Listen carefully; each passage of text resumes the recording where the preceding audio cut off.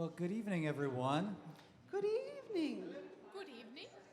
We ready to go, Craig? We all good? All right. Well, welcome to Sanctuary Boston, everyone. Welcome those of you here in the room. Welcome those of you online. Which camera am I looking at right now? Is it the green dot? It's the red dot. Hey, online people. My name is Mark David. I'm the director of music, Sanctuary Boston. Up here with a lot of great musicians. We got Callie, Ashley, Joe, Lucas, Taylor, Matt, probably a few more back there. I can't even see. So I just want to invite you into the spirit tonight, invite you to participate in the music however it's going to feel good for you to participate, sitting and reflecting, standing and gyrating your body, some in between of those two things. Dancing, he means dancing. He means dancing. Yeah, dancing. This is kind of what I meant. This first song, actually the first two songs are really wordy. When we first started doing this first song, it was almost like, can we even do this song? Because there are so many words and they come at you so fast. And we did it and everyone sang along really well. We're like, okay, we had a lot of room full of good singers. But if it feels like, if you don't know this one or any of them already, and it's like, wow, that's too many words, feel free to join in at the places where feel good for you or not join in. There's some sections that repeat several times, and there's some where there's just like lots of new words. And this first one is about being exactly where you need to be and it all being good. So hope you come away with that. Anything else I should say? I think we're good to start. We're getting a little hot feeling up here at the moment. Temperature Craig. and sound. Booming. Temperature, yeah. Great. Okay.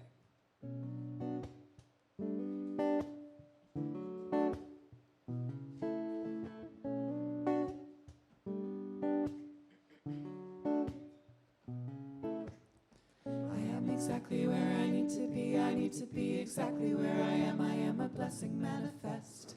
I am exactly where I need to be, I need to be exactly where I am a blessing manifest. I am exactly where I need to be, I need to be exactly where I am a blessing manifest. I am exactly where I need to be, I need to be exactly where I am a blessing manifest. I cannot trust the moment, naked time unwinds beneath my mind, and from within I find the kind of beauty only I can find. I am exactly where I need to be, I need to be exactly where I am surrendering so willingly to be the perfect me inside this now. Truly, how else could it be? Destiny, she blesses me, destiny, she blesses me.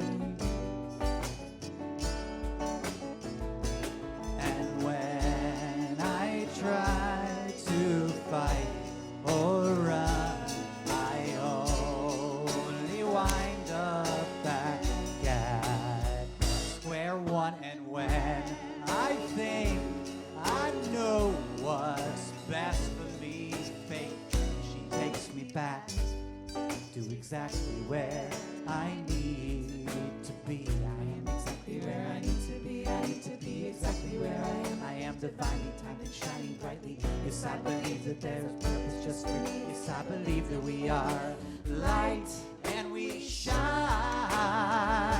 infinitely. Whoa. I am exactly where I need to be. I need to be exactly where I am. I am not aimlessly existing. See, I am in perfect harmony with universal energy, and I am truly free when I accept my own divinity.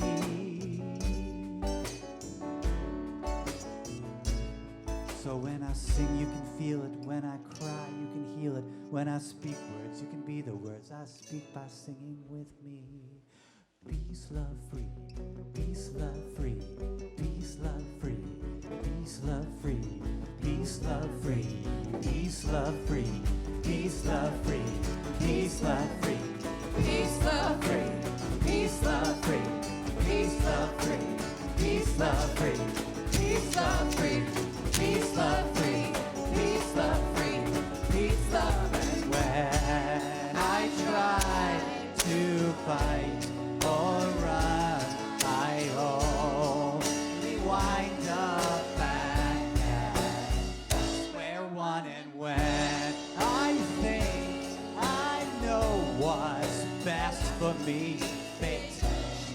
take me back to exactly where I need to be. And when I am all alone and full of fear, I just remember the rising sun always appears, and everyday miracles, miracles that I see where you take me back, you take me back, you take me back, you take me back to exactly where I need to be.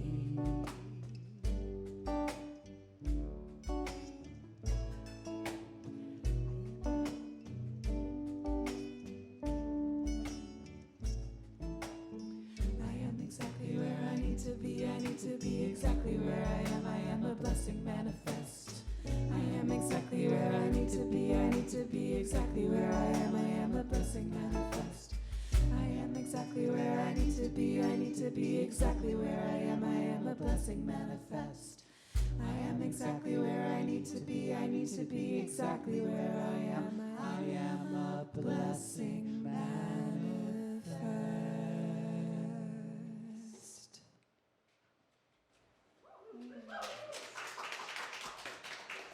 Thanks, y'all. I hope somewhere in that song you were able to take a breath and hear some of those words. That's always my challenge. I'm like, oh yeah, that's good advice. So we're gonna sing another wordy one, another one with another message that we just want to repeat and remind ourselves. For each child that's born, a morning star rises and sings to the universe who we are.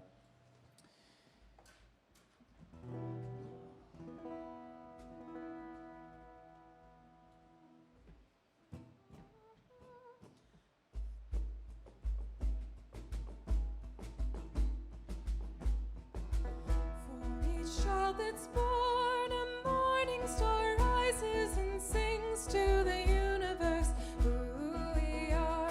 For each child that's born, a morning star rises and sings to the universe who we are. For each child that's born, a morning star rises and sings to the universe who we are.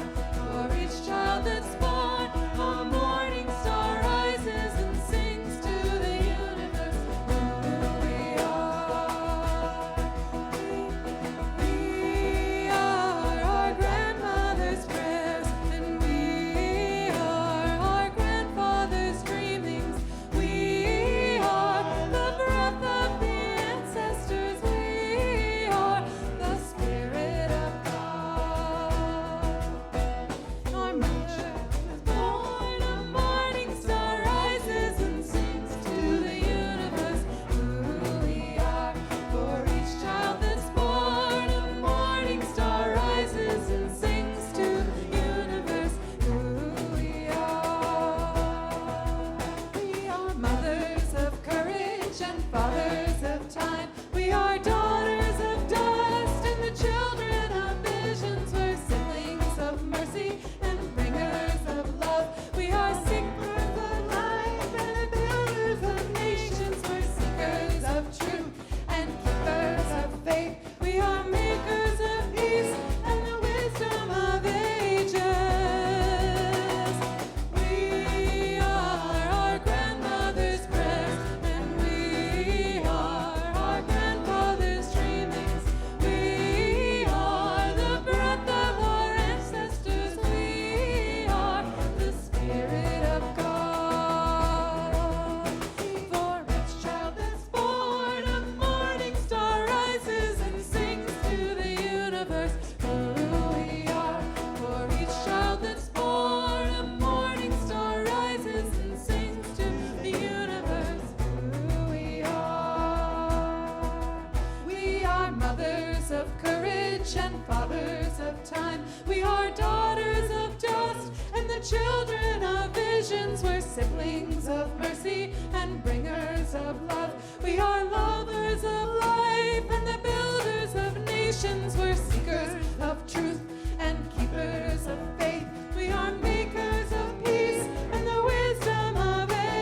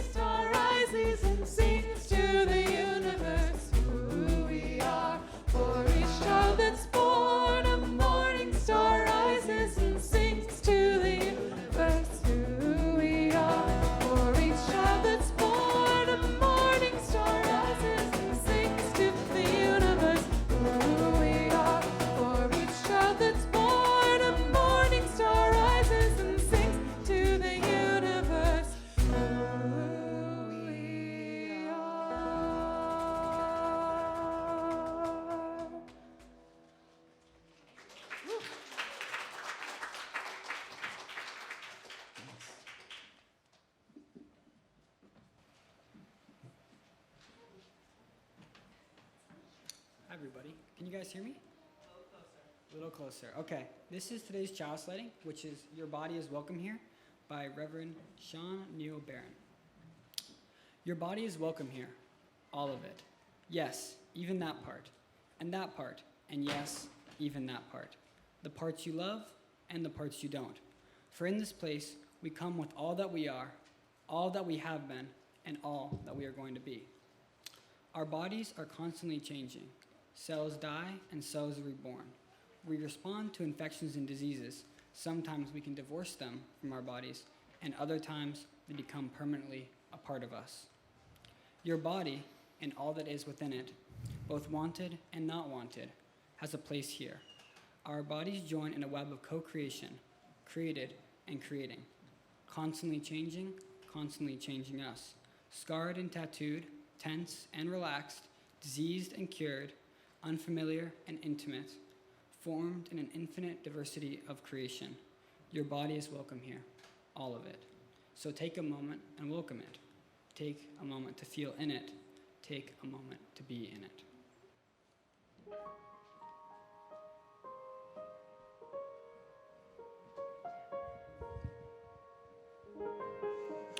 Thank you so much, Max. My name is Matt, and I'm the Director of Community Life here for Sanctuary Boston. I'm going to keep my mask on since I've got a bit of a cold. It's good to be with you all this evening. This is the first in our 4-part series called Grow Where You're Planted. So you may notice the walls are a little extra planty green this evening. And also our chalice, for this whole worship series is going to be this homemade, it's not really a terrarium, right? Like garden desert scape in a record player that Lucas made. That he just didn't even make for this. That's just how he rolls, is that he has this at home. And I think something beautiful growing out of a music instrument is a beautiful place to center our energy at Sanctuary Boston. This series is about what it means to feel at home in our bodies, even when they are imperfect, even when they're fragile. What it means to make home in a new place, even when we've moved across the country, even when we're traveling far from what we once knew as home. What it means to create home wherever we are, to build community, even when it's complicated. And so we invite you to reflect on what that looks like in your life over the course of these next 4 worship gatherings. One of the beautiful things that we'll hear more about also is that as we think about creating a home, even when that's difficult, our offering team is honoring this series by having the next 4 worship services sharing our offering with housing justice organizations working for affordable housing, working to house trans people and other marginalized communities. So you'll hear about 4 different housing organizations doing 4 different kinds of important justice work over the next 2 months. The other thing I wanted to share with you all, kind of exciting thing this year, is Sanctuary, this is our 10th anniversary. And for those of you that have been, I forgot that's the requisite applause. 10th anniversary, which is exciting because those of you who have heard some of the story as we've been telling it this year, you know that it wasn't inevitable that we're going to make it 10 years. And one of the incredible things in the 7 years that I've been in this role is that just about every year we've passed a deficit budget. And just about every year we've ended the year with some surplus because we built new relationships with organizations that supported us, because we grew deeper, because we grew wider, because people gave more in time and energy and as well as money. And that means that we had an unprecedented conversation on the board this year, which was, OMG, we have some savings. What should we do with it? What do people do when they have savings? We don't know. And a lot of churches, it's not a huge amount, but what we decided was that we did want to set some aside to invest in some way. And a lot of churches have an endowment where they put their money in the stock market, and that brings, hello, can you hear me? Hello, okay, all right. that a lot of churches put their savings in the stock market in an endowment, and they use that money in the years to come to kind of keep up the building or do other important work. And some of those churches decide we're going to take some percentage of that and invest it not in a place that will make us money, not in the stock market and not in corporations, but in some community loan funds, community investments that support affordable housing or other grassroots initiatives. And some churches invest like 1% or 2%, maybe some do like something like 5%. I think the UU Association does like 2 or 5%. At Sanctuary, we decided that we were going to split our savings 50-50, that we're going to put half of our money in community loan funds. So we put a quarter of it in the Co-op Investment Fund of New England that invests in democratically run businesses and housing. We put another quarter of it in an organization based in Roxbury that invests in housing and other grassroots initiatives and particularly supports economic development for communities of color. And then we put the other half of it in the UU Association's common endowment, where they have some filters for basic social justice things, where they use their leverage to work with other interfaith organizations to get corporations that they're invested in to be better in some ways, but also to make more interest, to lighten our financial burden on future generations at Sanctuary.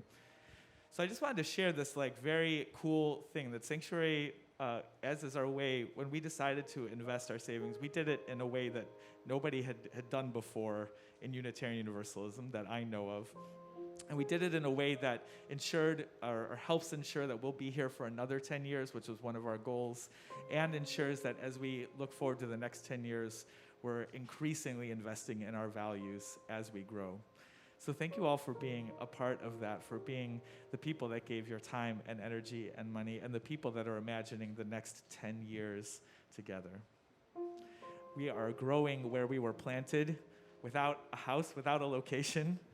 We're growing where we're planted on a Wednesday night worship service, of all things. That's weird. Growing where we're planted, rooted in music, and most of all, rooted in community. And with that, let's invite each other to deepen into this community, to welcome each other. And I'll have Ashley and Max come read our words of welcome. And we invite you to read along with whatever phrases or fonts resonate for you.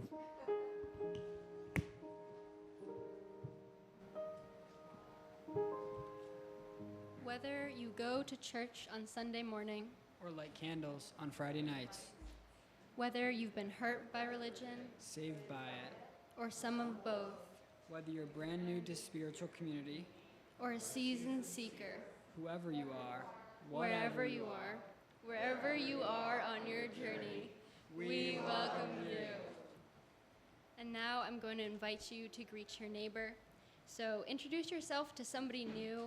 Greet the camera, the one with the red light on. And if you're joining us online, please say hello and where you're joining from in the chat.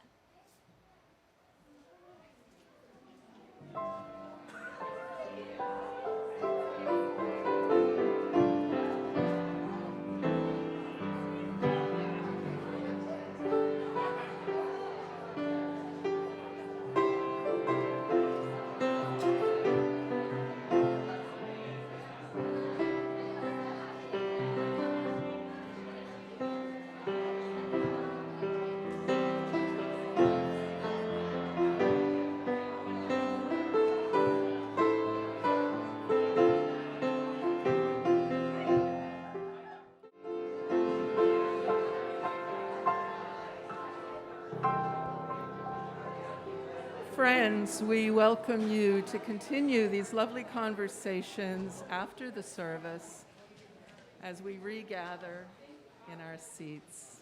Thank you.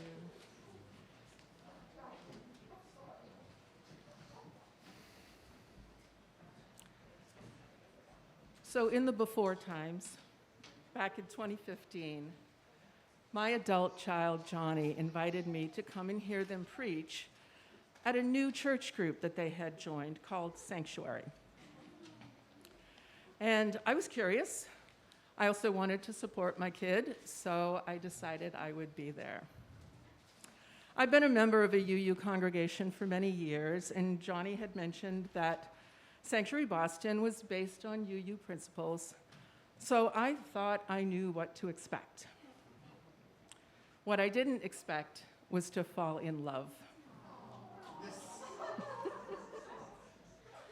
That evening was so different from any church service I'd ever been a part of. There was so much joy, so much energy, so much spontaneous connection happening. Total strangers welcomed me and invited me into conversation. I don't remember what songs we sang that night. I'm sorry. It's okay. But I do remember people were on their feet, dancing in the aisles and clapping and singing out and thinking, wait, this is UU Church? Whoa. By the end of that evening, I knew that I wanted more of this, and I couldn't wait to come back for the next time. So fast forward to 2022. Here I am. I served as Sanctuary's treasurer on the board for several years. So I was on the team. I was on the team that shepherded this community through some early years. I've had the great delight of watching us grow into our vision of financially self-sustained community of vibrant worship and real connection. And I'm confident that Sanctuary Boston is positioned to continue to grow and thrive into the future. I look back at my involvement in the past years as an investment of spiritual and physical energy.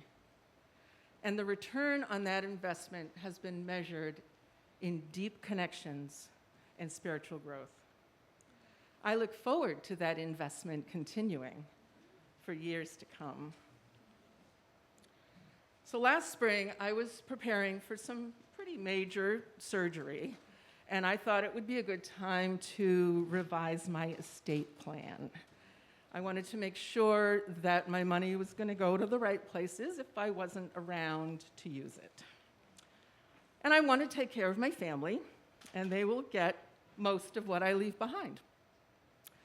And I wanted to do more. So I did a little research, and I discovered that I could leave a gift to Sanctuary Boston in a very simple way.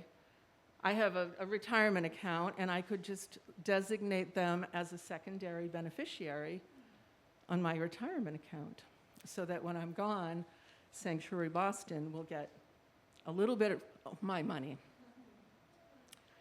So shortly after I did that, our sanctuary community held a 10th anniversary visioning meeting, and a lot of us talked about how we could fund Sanctuary Boston going into the future. One idea that rose to the top was to look for ways to ensure that Sanctuary Boston lasts beyond the next 10 years. And a real powerful way we discovered was to invite each other to make a legacy gift, which simply means making a plan to leave some money or some other resources to an organization after you pass along. So we got to work. We learned all about legacy gifts.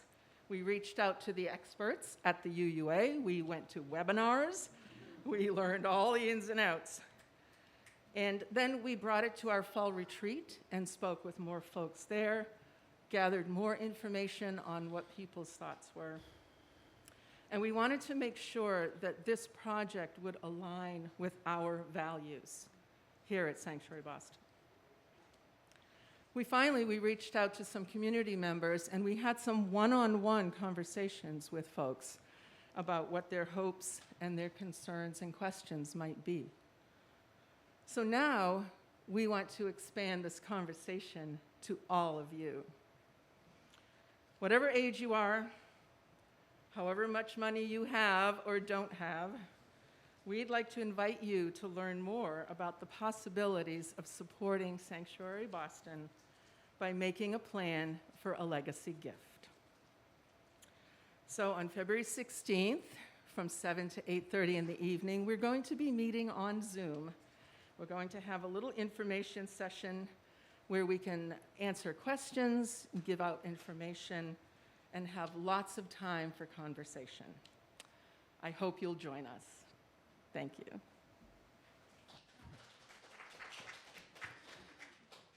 Thank you, Pam. Thank you for all the love and care and money and everything that you've shepherded us. I've been around when we had no money and no thoughts of 10 years at all. It was 1 month at a time. So it's beautiful that we're still here and that so many of you are planning so far down the road.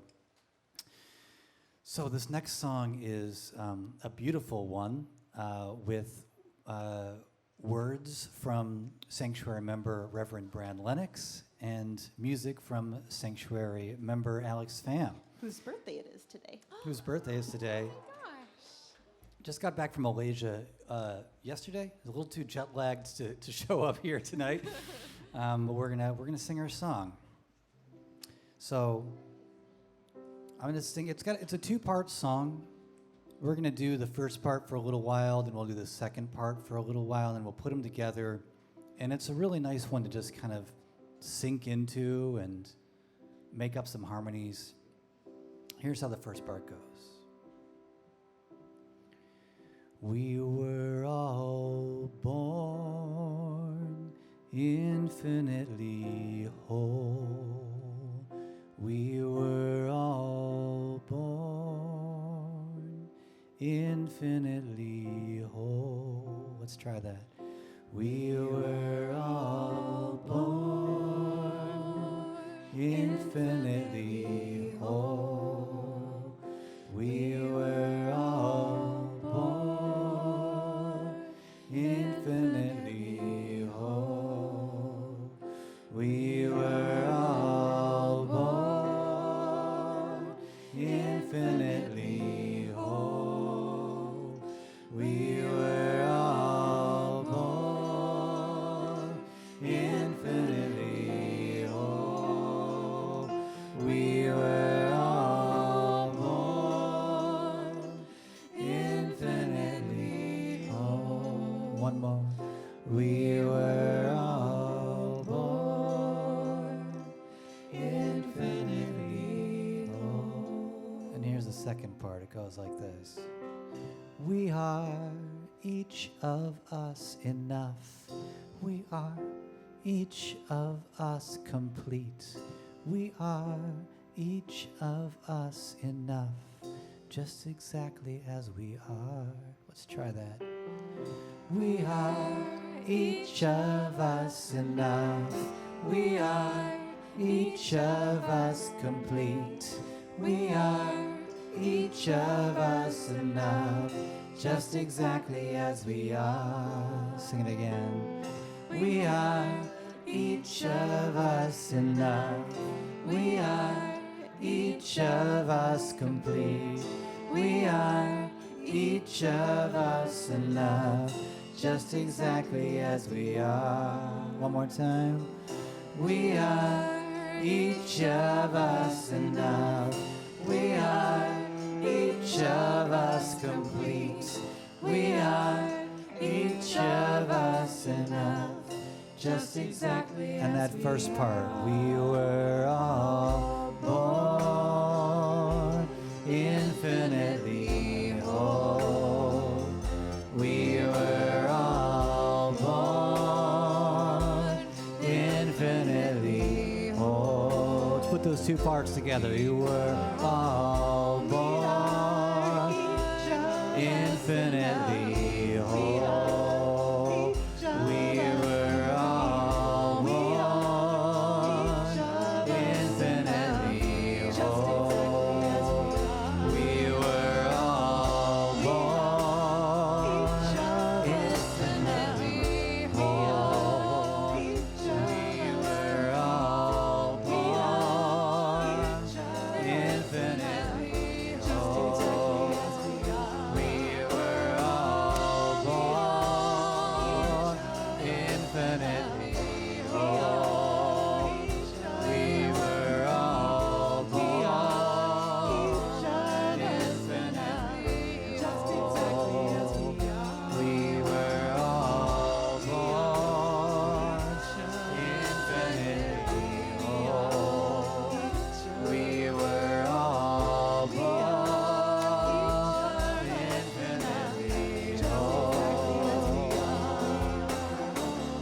We are each of us enough.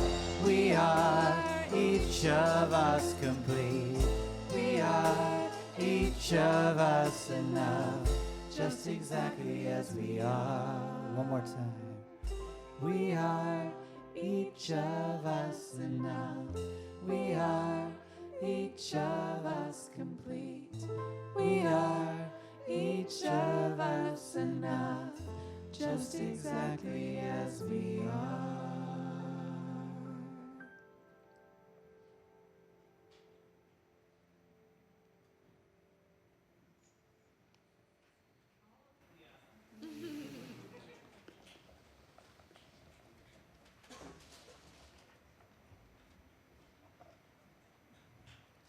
So I'll say the reflection that came from, that Bran Lennox preached, was one that I had to just like take many deep breaths during, going, okay, this is getting right to the core, and I had to go back and watch it again. And I think in many ways my reflection tonight builds on what Bran offered like a couple years ago on Zoom. So just want to thank them. Every now and then, I open a book up to a random page and try and seek meaning in whatever words that book opens to. I suspect this practice started during long services in synagogue on Saturday morning. So when I get to hour like 2 out of 3.5 or 4, I start flipping restlessly to the readings in the back of the book or the Bible there. It started when I'd probably had lost interest in whatever was going on in the service and was trying to be entertained. But eventually it evolved into a ritual with real spiritual significance for me. Each time I'd open the book to some page, and that was my text for the day. I approached whatever poem or story I landed on with the questions, what is this here to teach me, and what is here for me to learn?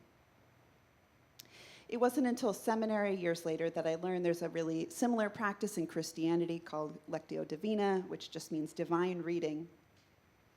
It became an especially fun challenge when I read one of those especially difficult or bizarre passages that you get in the Bible. You know, you open it and you get lists of so-and-so begat so-and-so who begat so-and-so. Or, you know, many-page discussions about how you diagnose leprosy and what you do about it. A few years ago, as I was packing up for a move, I came back to this practice. And again, I was probably avoiding packing and seeking spiritual guidance, but honestly procrastinating. So I picked a book up off the shelf, and as I brought it toward the cardboard box to pack it, it fell open to a page somewhere around the middle, and the book was a Tanakh, a Hebrew-English Bible. It opened to Psalms, and I read words from Psalm 139. God, you have examined me and know me. When I sit down or stand up, you know it. You discern my thoughts from afar. You observe my walking and reclining and are familiar with all my ways. There's not a word on my tongue, but that you, God, know it well. You support me before and behind. You lay your hand upon me. It is beyond my knowledge. It is a mystery. I cannot fathom it. Where can I escape from your spirit? Where can I flee from your presence? If I ascend to heaven, you're there. If I descend to the pit, you are there too. If I take wing with the dawn to come to rest on the western horizon, even there your hand will be guiding me. Your right hand will be holding me fast. It was you who created my conscience. You fashioned me in my mother's womb. I praise you, for I am awesomely, wondrously made.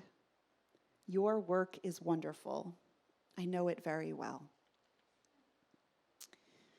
That line, I praise you, for I am awesomely, wondrously made. Your work is wonderful. I know it very well. What is this here to teach me? What am I here to learn? I noticed that when I read those words, I paused in my reading and sighed. Do I actually know that I'm awesomely, wondrously made? You know, not most days.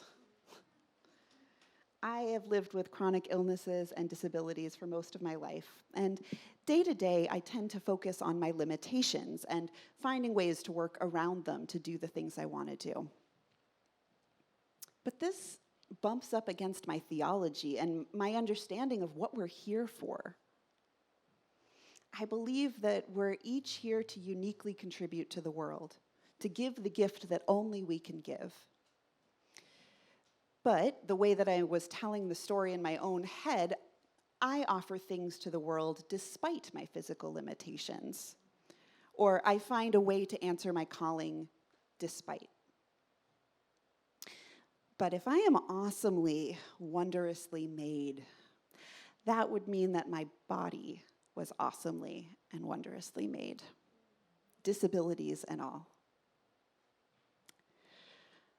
What if the thing that we are here to contribute is not despite our limitations, but because of them? I think of this visual artist that I like named Vered Otmi. We've got pictures of her work.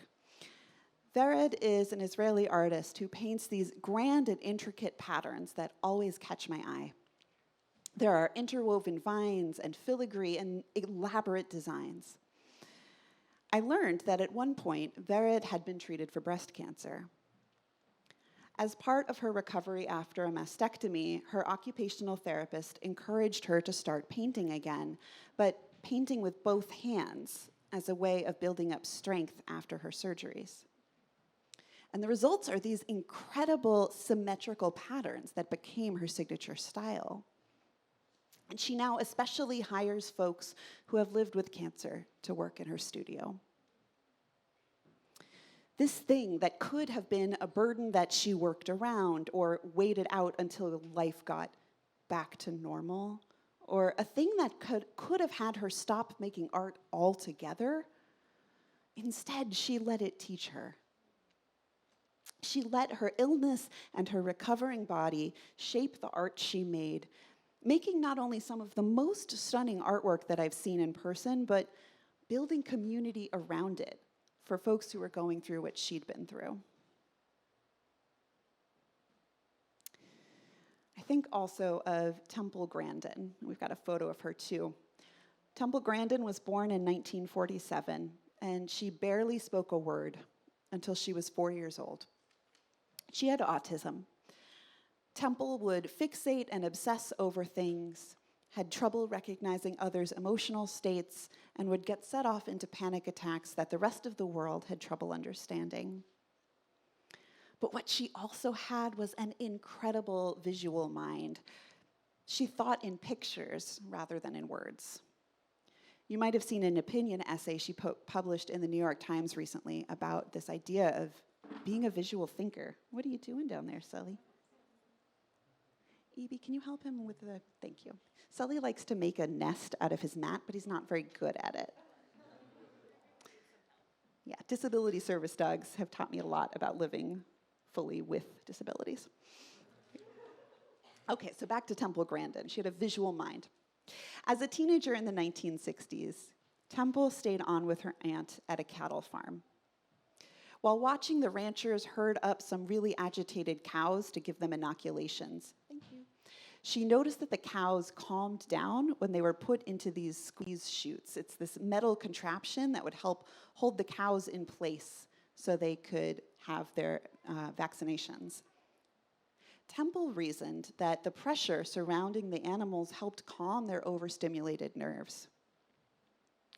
During a panic attack of her own, Temple ran to a squeeze chute one day and put herself inside it. With the walls closed snugly around her, her agitation and anxiety began to ease, and she found calm. She ended up building a version of this, what she called hug machine, for herself as a support system as she worked her way through college and graduate school. And it's a design that's still used to help people with sensory processing problems. I think of this every time I put on my weighted blanket. Because of Temple's visual memory and her incredible detail recall, she was able to reimagine how cattle handlers could work with the cows in more humane ways. And people thought she was crazy. She herself experienced firsthand what anxiety and feeling threatened by everything in your surroundings could feel like, which gave her a special kind of empathy for these cows. It led her to become one of the first scientists to report that animals are sensitive to visual distractions in their handling facilities, like shadows or dangling chains or waving flags, details that a lot of neurotypical people just didn't notice. She studied the cows' behavior and the way they react to the world around them, and she built adaptive curved corrals to reduce the animal's stress, panic, and injury. Her groundbreaking humane interventions are now used by a majority of the cattle handlers in North America. And she's become a world-renowned professor and lecturer on both autism and animal handling. In her 2010 TED Talk, Temple reflected that, quote, "In a normal human mind, language covers up the visual thinking that we share with animals. But the world," she says, "needs all kinds of minds." I look at these examples, and I think about this concept from Kabbalah, from Jewish mystical teachings. There's this teaching that before they're born, the souls of children choose their parents.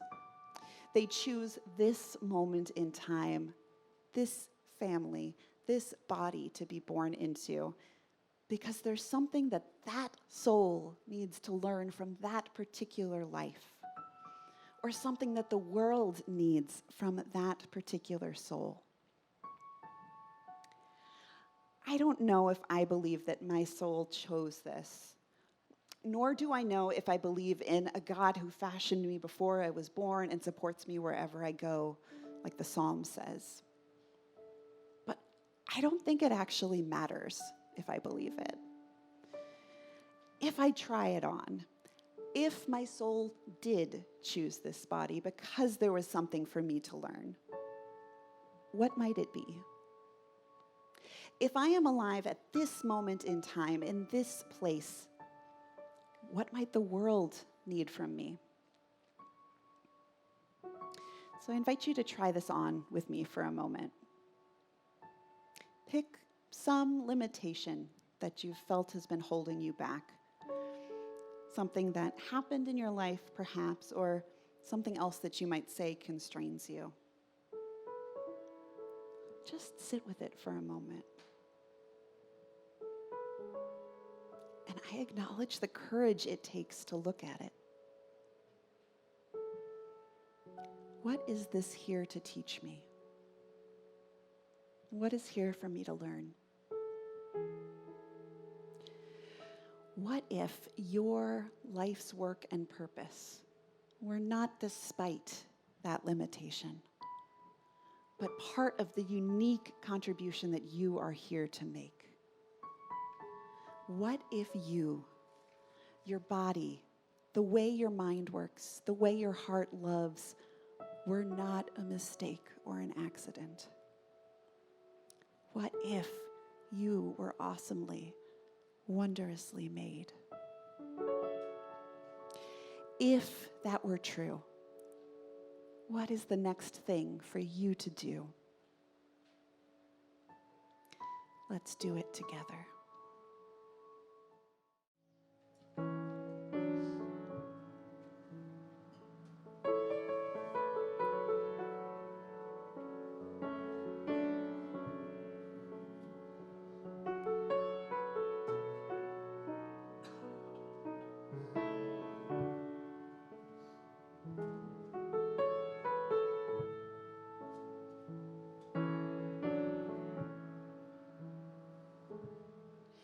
When I rise,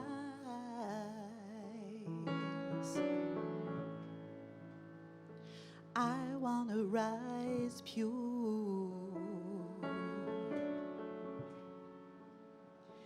in the eyes of the one, in the eyes of the one. Let's sing that together, When I Rise. When I rise,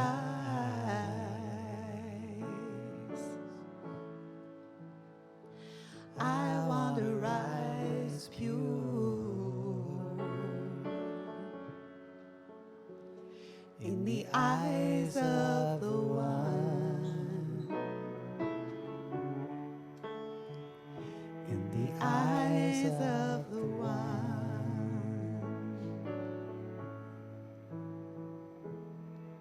When I speak,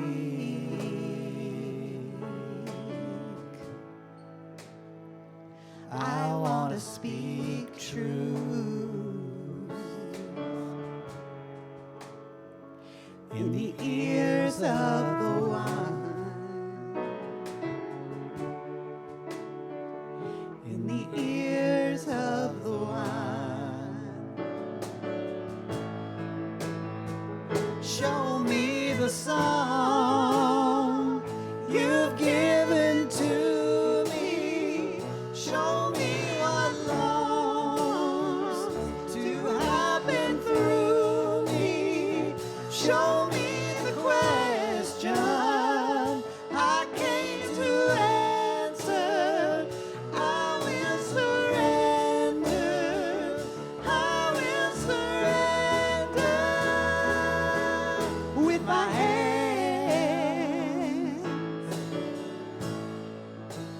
I want to lay down the stone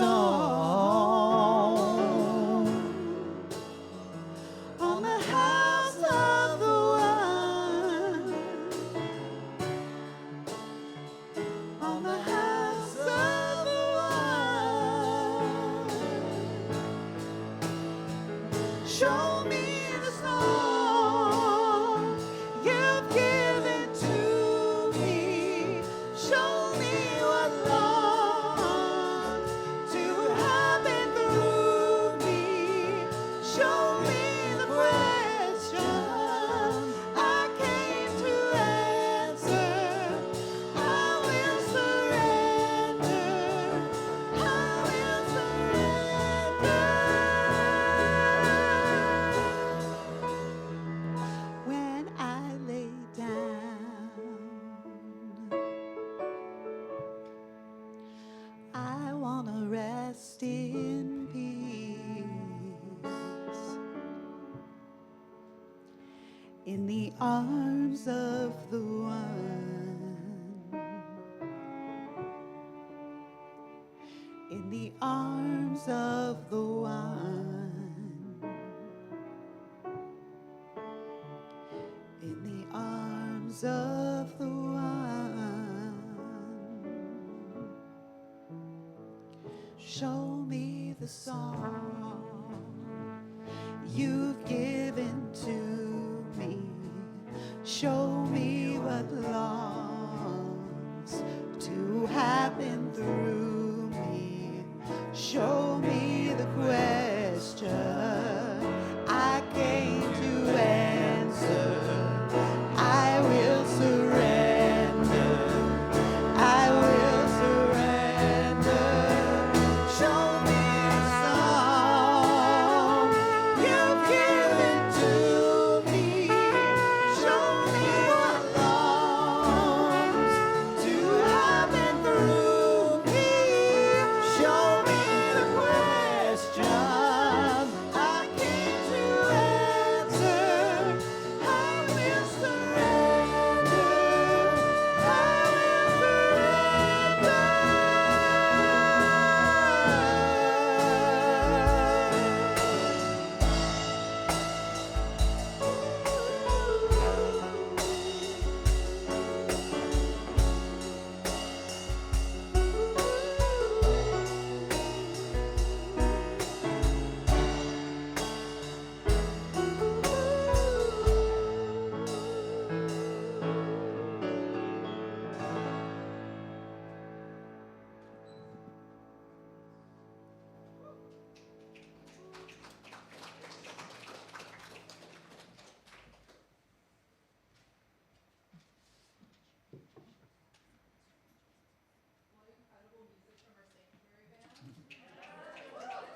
Incredible message from Reverend Joe.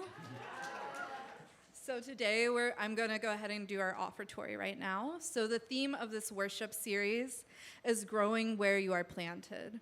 We are spending some time over the next few weeks thinking about journeying and creating and finding home, the many ways that can look. One thing we know for sure is it's much easier to grow, flourish, and learn when you have a physical home within which you can be planted. Tonight, we are excited to be sharing the plate with City Life / Vida Urbana. City Life is a grassroots community organization which builds working class power and fights for homes for all our neighbors through direct support housing, justice, education, and system change work. City Life runs a hotline for tenants across the city to contact when facing eviction. Most recently, they won the creation of a neighborhood trust to secure 114 permanently affordable units in East Boston. We build our power collectively when we are rooted in solidarity with all our neighbors. Tonight, I encourage you to think about what home means and give to ensure all members of our communities are able to have and stay in their homes. I want to give Martha credit for writing all of that. And also ways to donate will be projected up on our screen for those of you in person and will be posted in the chat for those of you online this evening. And I would also like to point to a different type of offering, the Cranky, that was created by Lucas and several sanctuary members.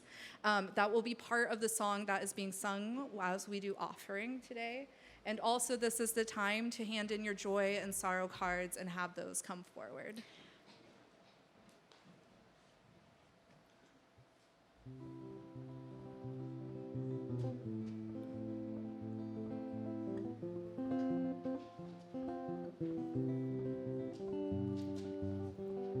Time it was when there was no time, just the opening and the closing of 1,000 beams of light. And something called out, let them be, for they have no place to go and no one knows that they are free.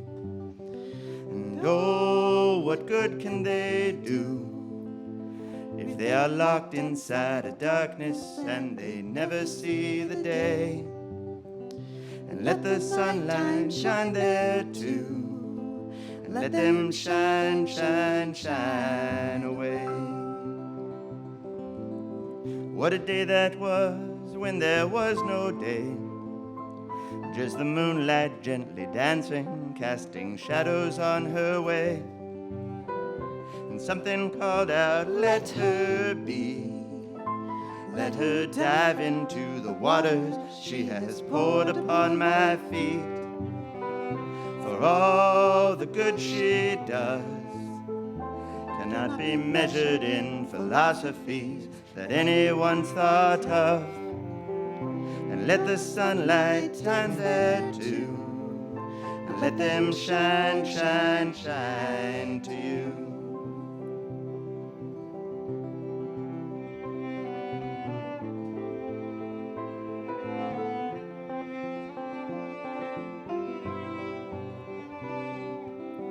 What a you there was when there was no you, just the pulsing of a heartbeat to a rhythm that was true. And something called out, let them be. Let them fall into the world and carry light for all to see.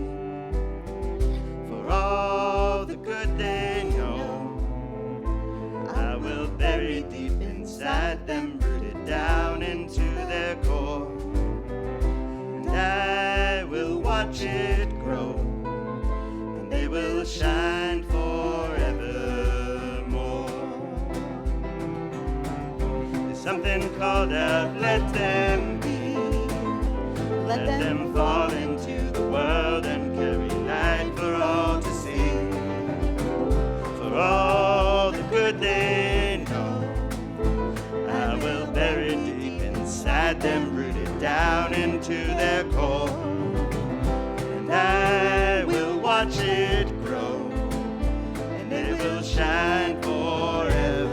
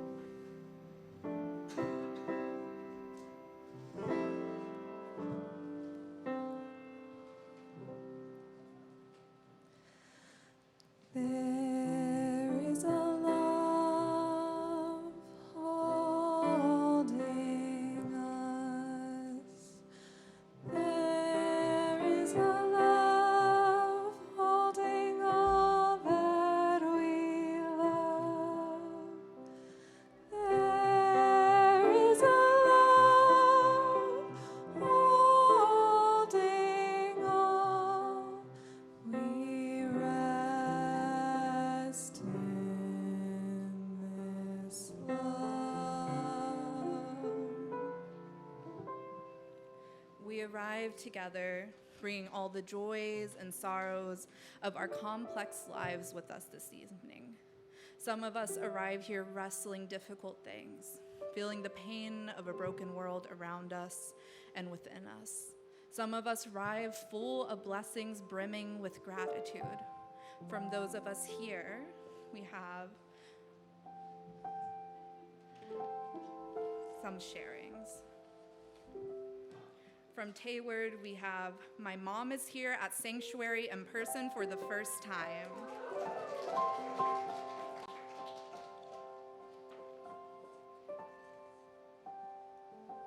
From someone anonymously, we have a joy that 2 of my clients are finally moving into permanent housing tomorrow. What a journey it has been, many years. Now comes the hard part.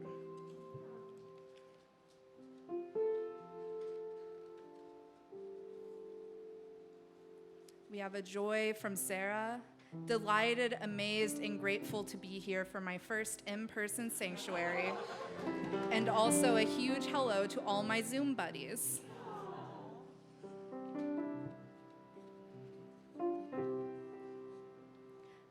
A mixture from Anonymous. Gratitude for finding a purpose and the challenges in doing it.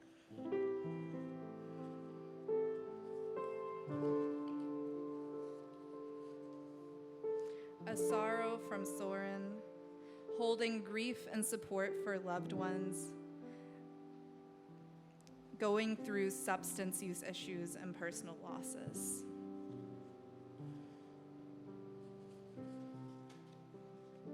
A joy from Chris Fagan, 6 years after a really scary cancer diagnosis and 3 years after deciding to pause treatment, my dad is doing great and doctors are starting to think the cancer might not come back. I still feel like we're getting away with something, but I'm so grateful.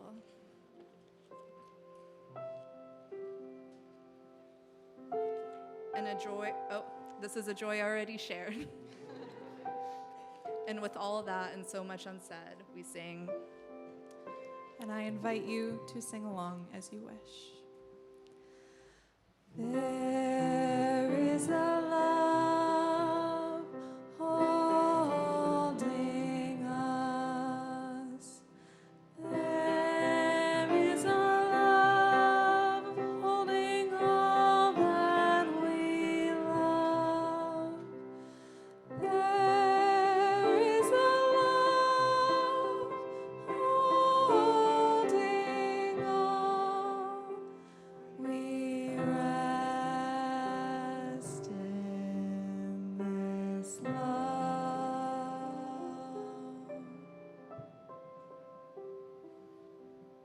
We now invite those of you joining online to share any joys or sorrows you're carrying with you in the chat box.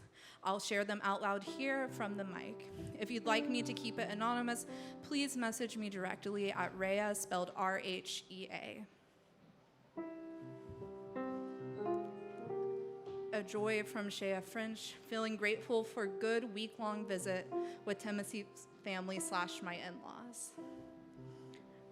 A joy from Nathan, I have recently discovered that I have eastern screech owl living in my yard, probably in the owl box I put up several years ago for them. They have a lovely call that I hear each evening, including during this service.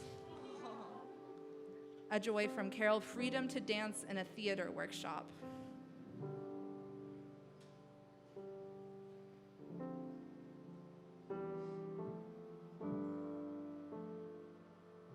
I'll give it just a second more for anyone else to share online.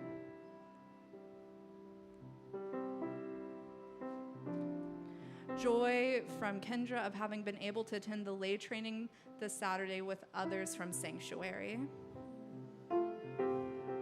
A joy from Karen, my parents moved back to New Hampshire from Florida. So glad to have them close by. A joy from Poppy, my daughter being so full of joy after a first small date with a boy who seems really nice.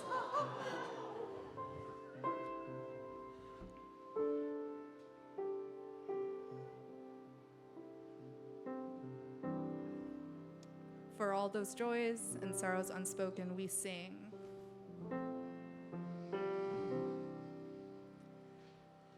There is a love holding us. There is a love holding all that we love. There is a love holding all. We rest in this love.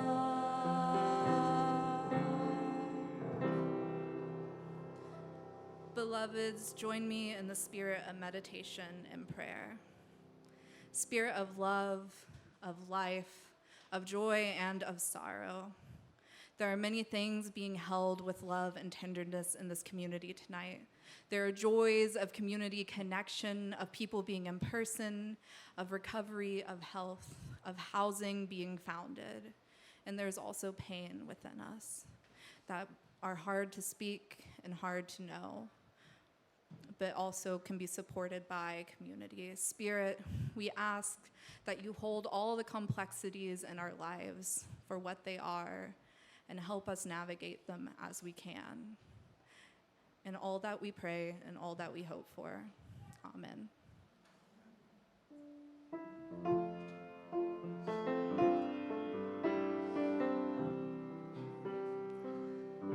Make us aware we are a sanctuary, each made holy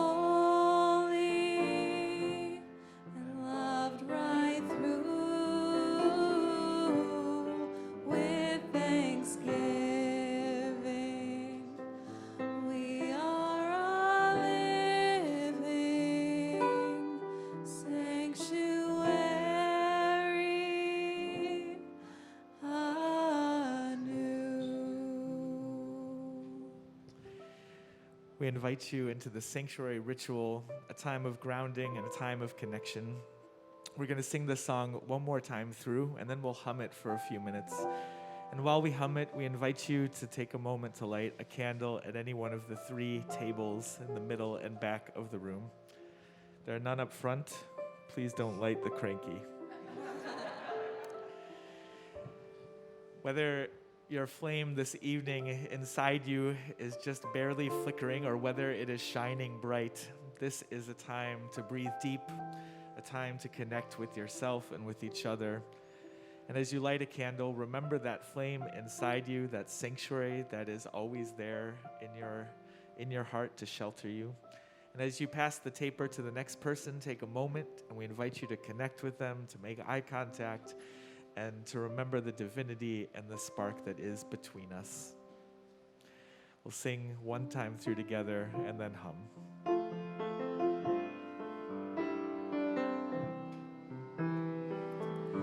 Make us aware we are a sanctuary, each made holy and loved right through with thanksgiving.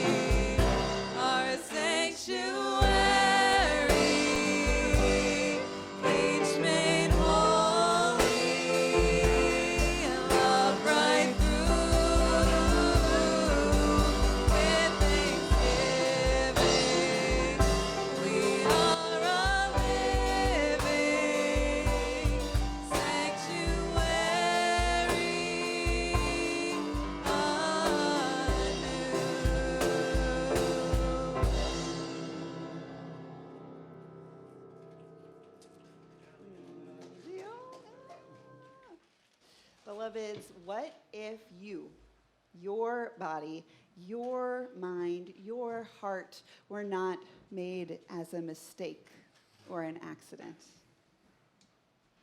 What if you were awesomely, wondrously made?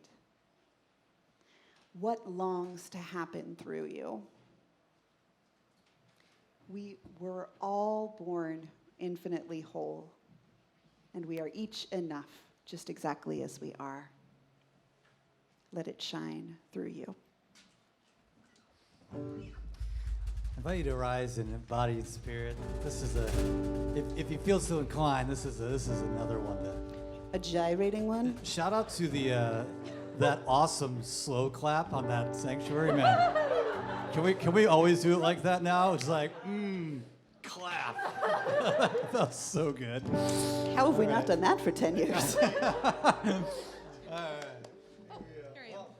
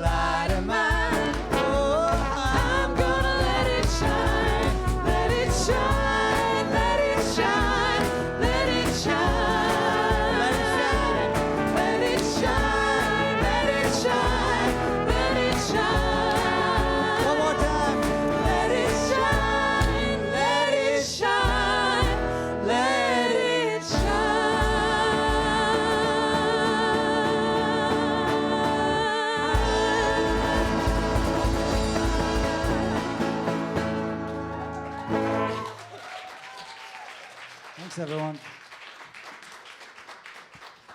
Yes. Thank you, Sanctuary Band. Thank you, Joanna, for your reflection and your message. Thank you, Lucas, and all those who helped create this vision, the incredible Magic Cranky. This was explained to me as a music video from the 1800s. This is what they used to do. They would have to pull the kids away from the screens and say, no more screen time.